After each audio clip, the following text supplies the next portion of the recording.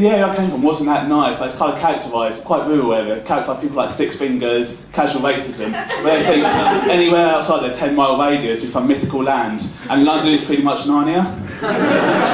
So it's always a bit of a, like, there's always a bit of mystery about how I came to sound like the love child of David Mitchell and Stephen Fry.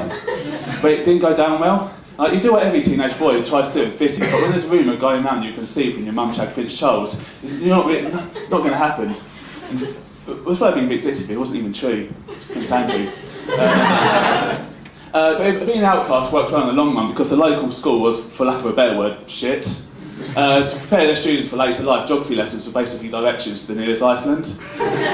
Assistantship lessons on how to do benefit frauds, and biology lessons on how to remove crabs. They were so suspicious of academia, any student who could pronounce a 3-syllable word was burned at the stake for being a witch, which was pretty much the only reason they had textbooks.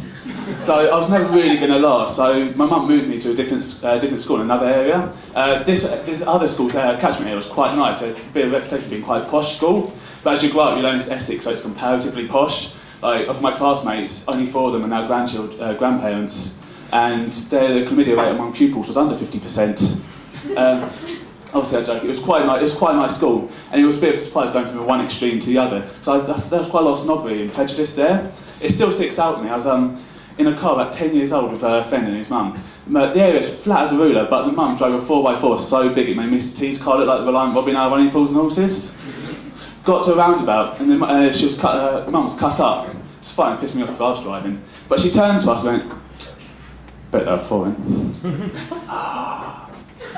Like, more than being like bigoted, unfounded, and prejudiced, I think it's a bit ironic labelling foreigners as bad drivers, considering we come from the same nationality as Richard Hammond and George Michael. It's not as if, as British people, we've got a perfect record of driving well abroad. Please, Diana.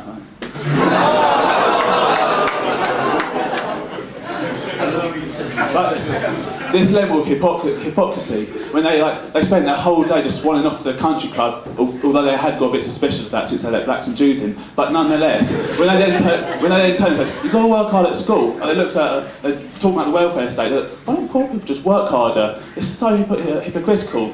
It's like Madeleine McCann's parents lecturing you on vigilance, or Nick Clegg lecturing you about integrity.